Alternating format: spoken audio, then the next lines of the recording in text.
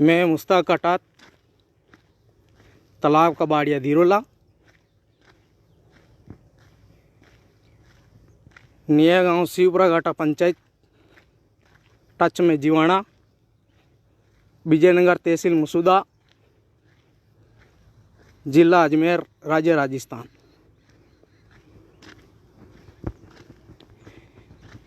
यहाँ पे गैर कानूनी तरीके से सन 2004 से पटवार मंडल रामगढ़ प्रदीप त्रिपाठी और यहाँ के सदस्य जीवाणा पंचायत के इन्होंने गैर कानूनी से अवैध खनन का कारोबार किया। विजयनगर तहसीलदार ने रिश्वत लेकर के यहाँ पे अवैध खनन का कार्य करवाया है और माइनिंग विभाग के कर्मचारियों ने ब्यावर और अजमेर के माइनिंग विभाग के कर्मचारियों ने रिश्वत लेकर के यहाँ के गैर कानूनी तरीके से अवैध खनन का कारोबार करवाया सन 2004 से। उसके बाद इस गैर कानूनी कार्य को बढ़ाते हुए मेरे साथ धोखा करते हुए मैं जोधपुर पे ड्यूटी करता था, अन्य ठेकेदारों के साथ मिलकर के जो रुपया पैसा कमा करके लेके आया था उसको संगम सिंह जीवाणा वाले ने और प्रदीप त्रिपाठी ने रिश्वत के तौर पर कहा कि हम अवैध खनन कार्य को बंद कर देंगे और यहाँ पे किसी प्रकार का लीज आवंटन जारी नहीं होगा, कभी भी नहीं होगा, मैं ऐसे कागज़ तैयार कर दूंगा। उसके बदले उन्होंने हमारे से 4 लाख रुपए रिश्वत के तौर पर मांगे थे। तो मैंने कहा मेरे पास इतने रुपये नहीं है। उसके बावजूद मैंने कहा भाई मेरे पास तो इतना रुपया नहीं, मैं मजदूरी करता हूँ जोधपुर में। और इन्होंने फिर कहा ठीक है तेरे पास अभी कितने हैं। ये प्रदीप त्रिपाठी गरदावर ने कहा था जो रामगढ़ में बैठता था, तो उसने कहा भाई मेरे पास अभी 2.5 लाख रुपए हैं। तो उन्होंने कहा कि इतने में काम नहीं चलेगा, कि भाई ये माइनिंग विभाग बड़े बड़े अफसरों को पैसे देने पड़ेंगे, सरपंच खाएगा इसमें, तो अन्य विभाग के व्यक्तियों को रुपया दिया जाएगा, उसके बाद यहाँ पे किसी प्रकार का कोई कार्य नहीं होगा। तो उन्होंने मेरे से 2.5 लाख रुपए की रिश्वत ली और विजयनगर तहसील में संगम सिंह जीवाणा और वाले ने और मैं साथ में गया और विजयनगर तहसीलदार को मेरे सामने रिश्वत के तौर पर पैसे दिए और उसके बावजूद उन्होंने ये साइन किए। प्रदीप त्रिपाठी ने साइन किया था यहाँ पे किसी प्रकार का कोई आवंटन नहीं होगा। और उसके बाद ये संगम सिंह जीवाणा वाले ने भी अवैध खनन कार्य को रोकने के लिए सील सहित साइन किए थे। और प्रदीप त्रिपाठी ने कहा कुछ ग्रामीणों के भी साइन करवा के लेके आ जाओ। तो हमने ग्रामीणों से साइन करवा करके दिए। उसके बाद इन्होंने 420 धोखाधड़ी करके गैर कानूनी से अवैध खनन का कारोबार जारी रहा। हमारी जो भी शिकायत मेरे पिताजी द्वारा दी जाती थी, पुलिस ब्यावर सदर थाना 3-3, 4-4, 6-6 महीने तक उनको दबा के रखते थे और अवैध खनन का कारोबार करवाते थे, जिससे ये खड्डे लगातार गहराई की तरफ चले गए थे। अवैध खनन का कारोबार करने वाले निया गांव का सिकंदर काटात जो कि अजमाल का सुपुत्र है, और अवैध खनन का कारोबार कैलाश चंद द्वारा और इनकी गैंग द्वारा करवाया गया, जो कि ब्यावर सदर थाना के पुलिस कर्मचारी भी इसमें रिश्वत लेने में मौजूद रहे हैं। बाकी यहाँ पे अवैध खनन का कारोबार पुलिस के द्वारा चल ही नहीं सकता है। तो इन्होंने गैर कानूनी से अवैध खनन का कारोबार खसरा नंबर 394 जो कि कोर्ट में केस चल रहा था, उसके बावजूद इन्होंने उस केस को रप्पा दप्पा करवा के इन्होंने गैर कानूनी से अवैध खनन कारोबार को जारी रखा। और इसमें प्रदीप त्रिपाठी तहसीलदार वे सब इन्होंने गैर कानूनी से अवैध खनन करवाया। हमने कहा भाई अवैध खनन कारोबार को रोको, तो उन्होंने रिश्वत मांगी। रिश्वत के बदले उनको 2.5 लाख रुपए मेरे से ऐंठ लिए और उन्होंने कहा ऐसा कागज़ तैयार करूँगा कि ये लाइफ टाइम में यहाँ पे किसी भी प्रकार का आवंटन जारी नहीं होगा। तो फिर भी इन्होंने ये रिश्वत लेकर के इस प्रकार के उन्होंने तहसीलदार ने साइन किए, प्रदीप त्रिपाठी जीवाणा वाला ने साइन किए और आज तक मेरे को ये माइंस खारिज के कागज़ नहीं दिए। और यहाँ पे अभी भी अवैध का कारोबार चल रहा है, जिसमें कमल किशोर सोलंकी माइनिंग डिपार्टमेंट वाला भी अवैध खनन का कारोबार करवाने में इन्वॉल्विंग था। जो 100-100 फुट के खड्डे, 150-150 फुट के खड्डे हो गए, उनको अभी जब माइंस हो गई तो फिर इन्होंने ये खड्डे क्यों बुरवा रहे हैं, 100 150 फुट के खड्डे। ये इन अधिकारियों को पता है कि ये कार्रवाई जरूर होगी, आज नहीं तो कल जरूर होगी, क्योंकि इन्होंने रिश्वत लेकर के धोखा किया हमारे साथ। 2.5 लाख रुपए हटे। आज मजदूर आदमी वहाँ पर जोधपुर में हेलड़ा ना करके मजदूरी करके सिरिया सेटरिंग में आज 500 रुपये की मजदूरी दाढ़ी कमा करके पैसे इकट्ठा करता है और उस पैसे को इस प्रकार से ऐंठ लिया जाता है। यह सरकार है, और सरकार बीजेपी की सरकार वसुंधरा सरकार ने यहाँ पे खनन घोटाला किया है।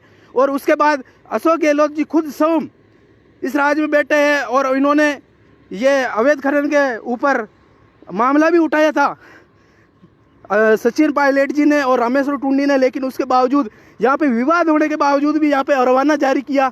ये रवाना केंद्र सरकार की मनाही थी उस समय में। ये ब्यावर और अजमेर के माइनिंग वाले जिन्होंने यहाँ पे अवैध खनन का कारोबार करवा करके 100 फुट के खड्डे किए, वही अधिकारी इसमें इन्वॉल्विंग थे, जो कि अभी लगातार ये करवा रहे हैं। आज मैं लाइव फेसबुक के माध्यम से आप लोगों को अवगत करा रहा हूँ कि इसे लगातार शेयर करके मोदी जी तक पहुँचाने का कार्य करें।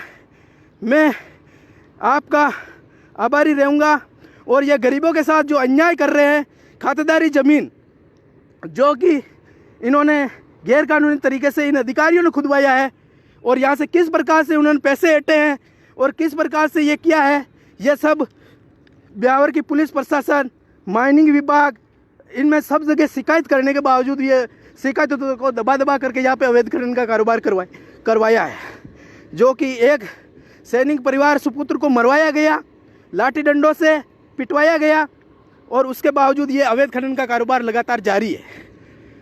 इसे निरस्त किया जावे, और जो भी इनके ऊपर कानूनी कार्रवाई की जाती है धोखाधड़ी 420 की, वो कानूनी कार्रवाई करे। मैं गवर्नमेंट सरकार के साथ रहूँगा, और जिस प्रकार से इन्होंने ये किया है, गवर्नमेंट सरकार जो प्रशासन है, प्रशासनिक अधिकारी यहाँ पे आते हैं और इस अवैध खनन के बारे में और हमारी जो शिकायतें दी है उनके बारे में कभी भी बात नहीं करते हैं, क्योंकि उनको गैर कानूनी कार्य तो चलवाया था, 100 फुट के खड्डे करवाए थे, और आज भी यह लगातार जारी है।